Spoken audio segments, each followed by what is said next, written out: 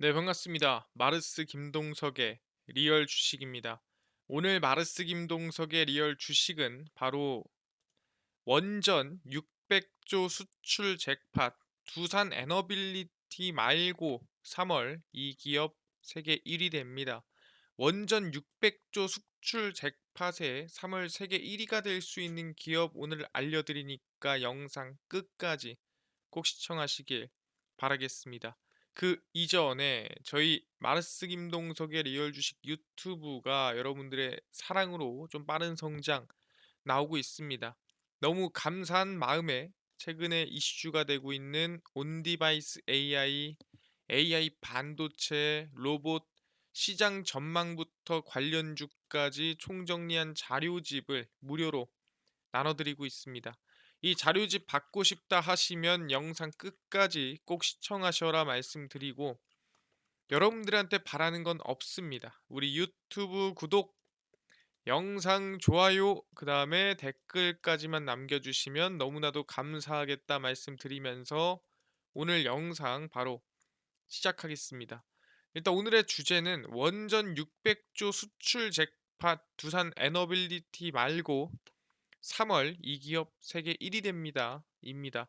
일단 수출 잭팟이 뭐가 터지고 있냐라는 부분인데 최근에 현대건설이 이 원전 사업자로서 선정이 될 것이다라는 발표가 나와주고 있습니다. 현대건설의 불가리아 원전이고요. 현대건설이 불가리아 코줄로두이 원자력 발전소의 원자로 추가 건설 사업을 맡을 수 있다라고 보도가 나왔습니다. 근데 이게 그냥 가능성이나 우리의 기대가 아니라 현실적인 발표일 수도 있겠다라는 거죠. 왜? 코즐로두이 원전위원회는 8일에서 12일 5건의 입찰 의향서를 검토한 결과 당연히 대한민국뿐만 아니라 다양한 나라에서 입찰이 왔겠죠. 현대건설이 유일하게 조건을 충족한다라는 결론을 내렸습니다. 그래서 아마 현대건설한테 이번에 이 사업자로서 선정이 되지 않을까라는 기대감이 나와주고 있고요. 불가리아는 코즐로두이 원전단지에 2기의 원자로를 추가 건설 가동하는 사업을 추진하고 있습니다. 그래서 비용은 총 18조 7천억입니다. 이게 원자로가 해봤자 2기밖에 안 되는데 규모가 거의 20조에 육박하죠. 그러니까 원전은 엄청나게 많이 수주를 따올 필요도 없어요. 한 개, 두 개, 세 개만 따와도 20조, 30조씩 나온다라는 겁니다. 그래서 불가리아 북서부 다뉴무 강변에 있는 코질로두이 원전은 러시아가 설계한 기종으로 불가리아 전력 생산의 3분의 1을 담당합니다. 그러니까 그 정도로 중요한 원전에 현대건설이 사실상 지금 사업자로 선정이 된다라는 거죠. 그 뜻은 뭐냐면 대한민국의 원전 기술력이 그 정도로 경쟁력이 높다라고 우린 볼 수가 있다라는 거예요. 한 나라의 전력량의 3분의 1을 결정하는 그 원전 사업자를 한국 기업에 줬다라고 보시면 될 것 같고요. 아, 그렇구나.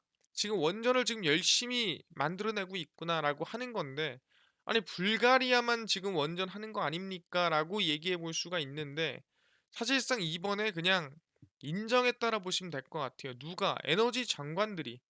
아니, 솔직히 우리가 친환경 가보고 풍력 가보고 해봤는데 우리가 친환경 갈라는 게 원전만 한 게 없더라. 원전 인정합니다. 라는 발언을 했죠. 그래서 국제에너지기구입니다. IEA고요. 2024년 장관급 회의를 진행을 했습니다. 그래서 국제에너지기구 IEA의 2024 장관급 회의와 기구 출범 50주년 기념 행사에서 각국은 지구 온난화를 1.5도로 제한하기 위해 청정에너지 전환을 가속하자라는 언급을 했습니다. 그러니까 친환경 에너지 우리 조금 더 써야 될 것 같아요. 우리 지금 이 탄소 너무 배출이 많습니다. 줄여서 지구의 온도를 낮춰야 됩니다. 라고 하고 있는 거죠. 그래서 지구 평균 온도 상승폭을 1.5도 이내로 제한하는 목표 달성을 위해 2035년까지 전력 부분을 대부분 탈탄소화해야 한다라고 주문을 했습니다. 그래서 전력을 만들 때 이제는 화력 발전이라든가 다른 발전들이 아니라 이제는 대부분이 친환경 발전으로 넘어가야 됩니다라고 하는 거예요. 몇 년 안에? 한 10년 안에 그럼 우리가 친환경 발전으로 넘어갈 때 뭐 어디에 집중해야 되냐? 뭐 태양광인가요? 풍력인가요? 아니면 수력인가요? 어딘가요? 그래서 에너지 장관들이 인정을 한 부분이 어디냐면 원자력 에너지를 사용하는 국가들은 화석 연료에 대한 의존도를 줄일 수 있는 청정 에너지원으로서 잠재력을 인정했다라고 합니다. 그러니까 원자력 에너지가 사실상 대부분의 나라들이 사용하고 있다면 이거는 인정했다라는 거죠. 우리 집 원전 쓰다가 안 쓸 거야. 이게 아니라 우리가 지금 쓰려는 화력 발전이나 아니면은 여러 가지 이 탄소를 발생시키는 발전을 대체할 수 있는 건 태양광이나 풍력도 있지만 사실상 원전이 상당히 크다라는 걸 인정한 거고 원전도 친환경 에너지 중 하나로 인정을 했다라고 볼 수가 있다라는 거죠. 그래서 국제 원자력 기구에 따르면 차세대 원전 시장의 규모는 오는 최대 600조 원에 이를 것으로 추산합니다. 그래서 원전은 점점 커질 거고 인정한 만큼 이제는 이 친환경 에너지로서 원전의 이 교체 시기, 정확히 말하면 이 방금 전에 얘기했던 화석 연료에서 원전으로 넘어가는 시기가 가속화될 것으로 전망이 된다라는 거죠. 그럼 앞으로의 600조를 누가 선점할 것인가에 대한 기대감이 커지고 있다라는 거고 실제로 이 원전이 사실상 원래 없다가 짓는 분들 또는 문제가 전혀 없어서 계속 원전에 투자하는 분들은 그럴 수 있어요. 괜찮으니까 원전이 안전하니까라고 할 수 있는데 원전에 한번 사고가 났던 분들은 우리가 흔히 트라우마라는 게 있죠. 그래서 쉽게 다시 시작해 볼 수가 없습니다. 근데 그럼에도 원전을 다시 재가동하는 나라가 있다라는 거죠. 그 뜻은 뭐냐? 아무리 생각해 봐도 원전만한 에너지가 없더라라고 생각을 하는 거예요. 그게 어디냐면은 바로 일본입니다. 그래서 일본의 원전 첫 재가동인데 일본 미야기현 오나가와 원자력 발전소 2호기가 2011년 동일본 대지진 엄청나게 크게 났었죠. 이후 13년 만에 가동을 재개했습니다. 도호쿠 전력이 지난 19일 기자회견을 열고 오나가와 원전 2호기에 오는 9월 재가동을 발표했습니다. 그 당시에 원전이 어떻게 됐냐? 동일본 대지진 당시에 오나가와 원전에서 모두 3기의 원자로 가동이 정지가 됐습니다. 그리고 이 3기 중에 2기 정도는 물에 잠겨 버렸어요. 그래서 이후 13m 높이의 쓰나미가 밀려왔습니다. 그래서 그 당시 동일본 대지진 시절에 사실상 정말 엄청난 충격을 입고 원전이 중단이 됐었는데 이 원전을 보완하고 이제는 다시는 그런 일 없게끔 만들어 놓고 다시 재가동을 하겠다라는 거죠. 사실상 사고를 한번 당해본 나라는 걱정이 많고 리스크가 많습니다. 그럼에도 다시 재가동시키고 다시 원전을 쓴다라는 건 그만큼 이만큼 효율적인 에너지가 없다라는 거죠. 도호쿠 전력은 지진 피해를 수습한 뒤 추가 안전 대책을 마련해 재가동을 신청했습니다. 그래서 일본도 결국에는 돌아 원전으로 다시 직행하는구나. 과거에 좀 안 좋은 기억이 있어도 그만큼 기술력이 발전을 했구나라고 볼 수가 있습니다. 자, 얘기했지만 대한민국은 원전이나 쓰나미에 이 우리가 흔히 지진이나 쓰나미에 원전이 쓰러지지 않습니다. 그래서 그만큼 안전한 원전에 대한 이 설비 그리고 안전한 원전에 대한 건설이 가능해졌다라고 보시면 될 것 같고요. 그러다 보니까 누가 대한민국도 이제 원전 추가 발표 직전이다. 원전을 더 짓자라는 방향이라는 거죠. 11차 전기분입니다. 여러 번 얘기했는데 이게 원래는 설 전에 나온다고 했습니다. 원래는 12월에 나온다 했어요. 작년 12월이었는데 그게 올해 설 전으로 갔다가 2월 말이 됐다가 3월까지 또 밀렸습니다. 그래서 신규 원전 건설 방향을 담은 제11차 전력 수급 기본 계획 전기분이라고 하고요. 이 초안 공개 시점이 3월 이후가 될 전망입니다. 그래서 전기본이 밀리고 밀려서 지금 하고 있는데 중요한 게 왜 밀리냐는 거죠. 왜 이렇게 12월부터 하나하나 밀리고 있나요?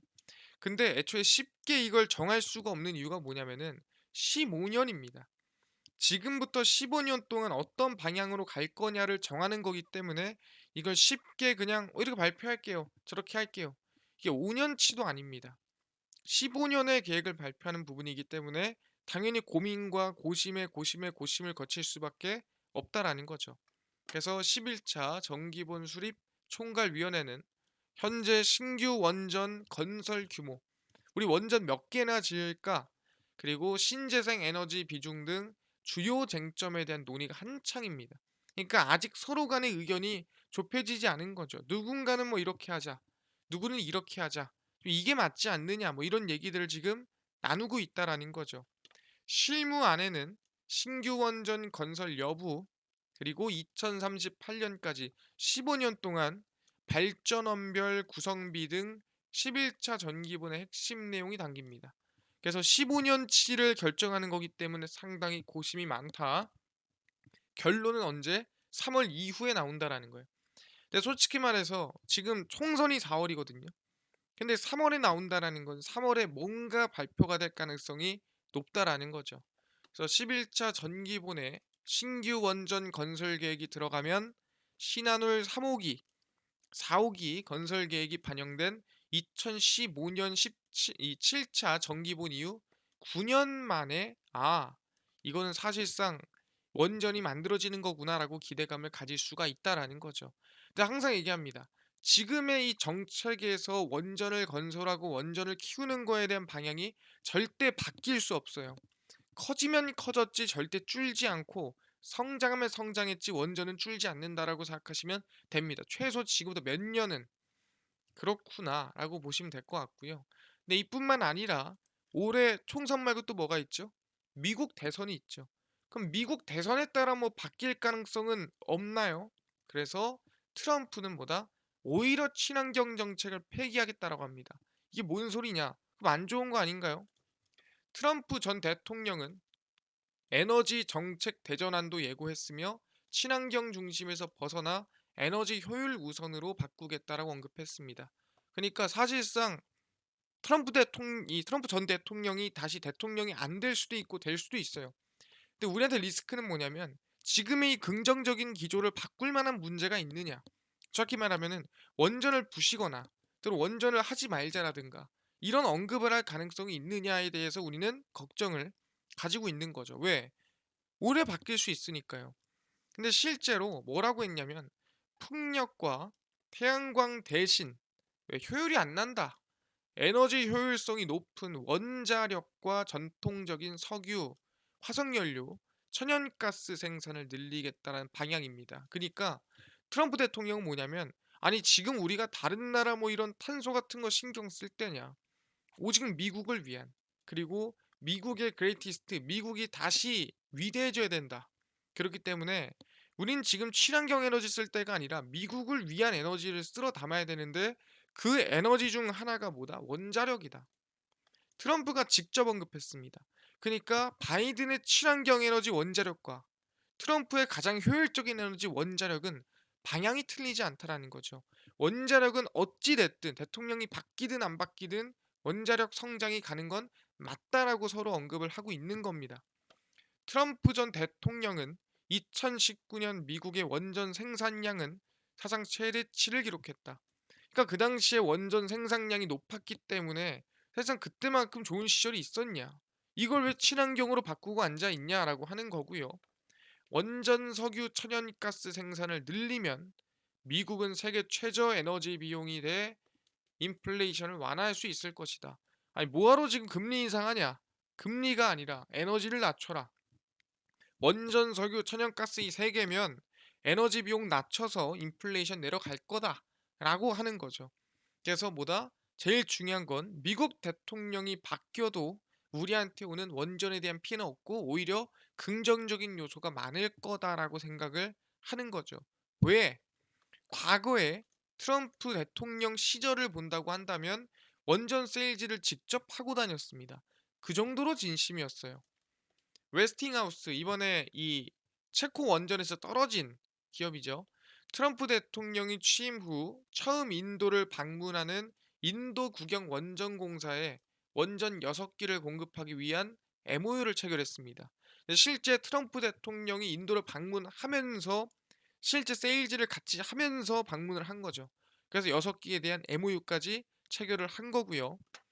미국은 2008년 이후 인도의 원전 수출을 추진해 왔고 2019년에는 미국과 인도 양국 정부가 원전 6기 건설을 약속했습니다. 그러니까 요 정도로 직접 이 참여를 할 정도로 관심이 많은 게 트럼프다라고 보시면 될 것 같고요.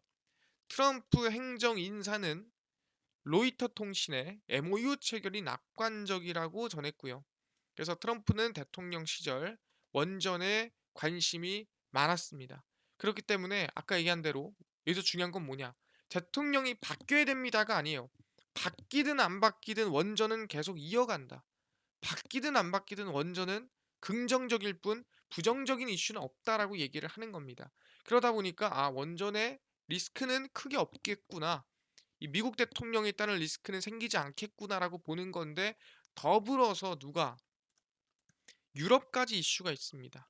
유럽의 친환경, 이 탄소 중립 산업법에 원전이 들어갔다라는 거죠.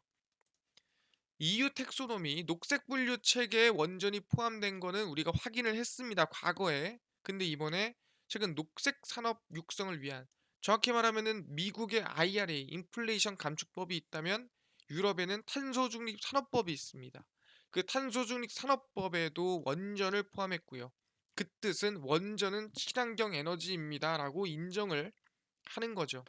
우리 정부의 CFE 무탄소 에너지 이니셔티브와 원전 수출에도 긍정적인 영향이 있을 거다라고 보고 있는 거죠. 왜? 원전은 친환경이고 대한민국은 원전을 안전하게 잘 만들면 수출하는데 문제 없지 않겠느냐. 그리고 우리가 사실상 적국이라든가 이 등을 지고 있는 나라가 아니기 때문에 기대감이 클 수 있다라는 거죠. 오히려 러시아나 중국이 원전을 수출한다고 했을 때 경쟁력이 한국이 높다라는 겁니다. 그래서 이 탄소 중립 산업법 초안에 없었던 원전 관련 기술이 탄소 중립을 위한 19개 전략적 기술 목록에 포함이 됐고요.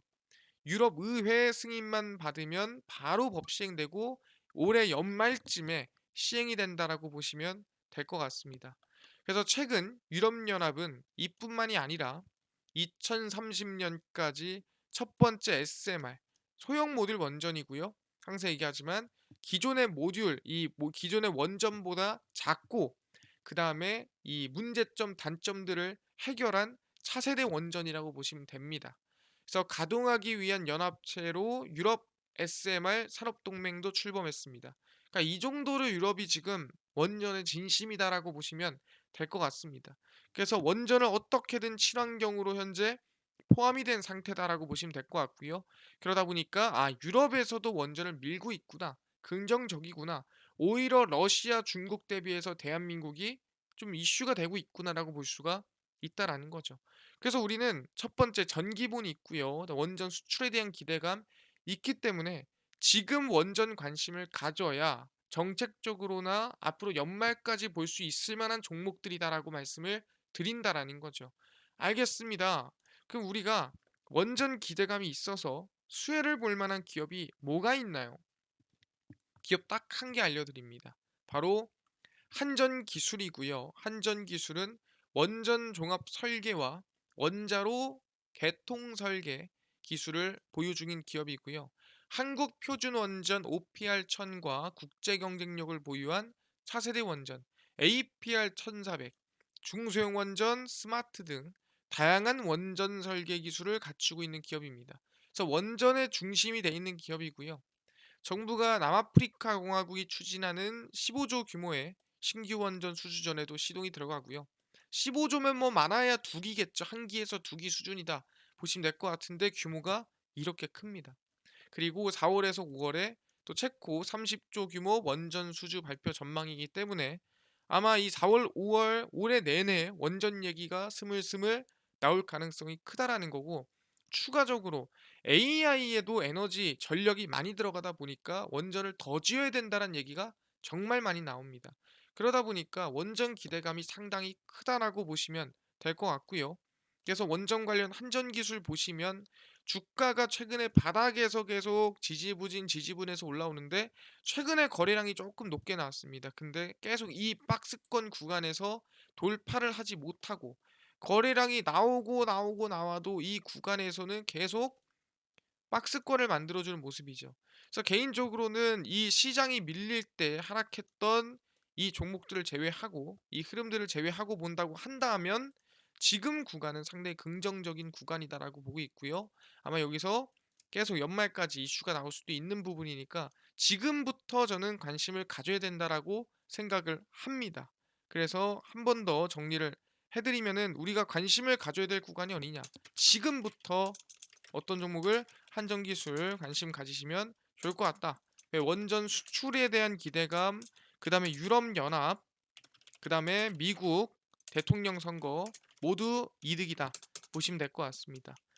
알겠습니다. 원전 관심 갖겠는데요. 아까 전에 온디바이스 AI 반도체, 로봇 시장 전망부터 관련주까지 총정리한 자료집을 100% 무료로 나눠준다고 하셨는데 혹시 이거 어디서 받을 수 있나요? 또는 당일 급등이 예상되는 단타 종목을 매일 무료로 좀 나눠주시고 장 시작 전에 급등이 예상되는 뉴스라든가 시황을 무료로 좀 정리해 주시고 테마주라든가 매매법 강의를 좀 무료로 나눠주세요 하시는 분들이 있어서 김동석 대표가 100% 무료로 나눠드리고 있습니다. 바로 김동석의 리얼 주식 연구소라는 100% 무료 어플에서 나눠드리고 있고요.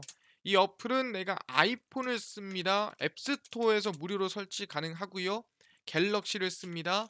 구글 플레이 스토어에서 무료로 설치가 가능합니다. 그래서 무료로 설치를 하고 나면은 전화번호 같은 거 적어야 되는 거 아닌가요? 아무것도 적을 필요가 없습니다. 그냥 무료로 들어오시면 되고요. 그래서 앱스토어, 구글 플레이 스토어에 접속을 하신 다음에 김동석의 리얼 주식 연구소라 검색하시면 이렇게 어플이 뜨게 되고요. 100% 무료로 설치가 가능합니다. 그래서 무료로 설치를 하고 나면은 아까 전에 말씀드린 대로 100% 무료로 가능하고 전화번호 같은 거는 전혀 적을 필요가 없다. 적을 데도 없어요. 그냥 들어오시면 됩니다. 그래서 들어오시면 이렇게 김동석의 리얼 주식 유튜브 이 어플이 나오게 됩니다. 그래서 김동석의 리얼 주식 연구소고요. 아까 말씀드린 당일 리얼 추천주가 당일 급등 예상 종목을 무료로 알려드리고 급비 분석이 장 시작 전 시황, 급비 자료가 테마주라든가 매매법 무료로 나눠드리고 있습니다. 그리고 아까 전에 말씀드렸던 온디바이스 AI, 그다음에 AI 반도체, 로봇 시장 전망 관련주 자료집은 어디서 무료로 받을 수 있나요? 이 자료집은 리얼 추천주 누르시고요. 들어가시면은 저희가 9만 명 구독자 감사합니다 하면서 자료를 무료로 올려놨습니다. 이거 누르고 들어가시면은 맨 밑에 AI 반도체, 온디바이스 AI 로봇 자료집, 다음 8만 명 구독자 때 드렸던 AI 반도체 로봇 자율주행, 월가들의 투자법 총정리 자료집 모두 무료로 나눠드리고 있으니까 믿져야 본전입니다. 다 무료거든요. 꼭꼭꼭 받아가셔라 말씀드리고요. 뿐만 아니라 저희 리얼 추천주에서는 2월 22일, 21일, 20일, 19일, 16일, 15일 추천주도 무료로 나눠드리니까 추천주도 매일매일 알아가시고요. 급비 분석은 장 시작 전 시황입니다. 해외 증시부터 국내 이슈까지 매일매일 무료로 올려드리고 있고요. 급비 자료는 당일 있었던 이슈 관련주 무료로 정리해드리니까 다른 이슈 볼 필요가 없고요. 김동석의 리얼 주식 연구소 평생 100% 무료로 제가 직접 운영하는 어플이니까요. 종목 시황 테마 주강의 꼭꼭꼭 얻어 가시고요. 뿐만 아니라 저희 마르스 김동성의 리얼 주식 유튜브 여러분들의 사랑으로 커가고 있습니다. 우리 구독자 10만 명 향해 달려가고 있으니까요. 우리 유튜브 구독, 영상 좋아요, 그 다음에 댓글까지 남겨주시면 너무나도 감사하겠다 말씀드리면서 오늘 영상 여기서 마치고 다음번에 더 좋은 영상으로 찾아뵙도록 하겠습니다. 감사합니다.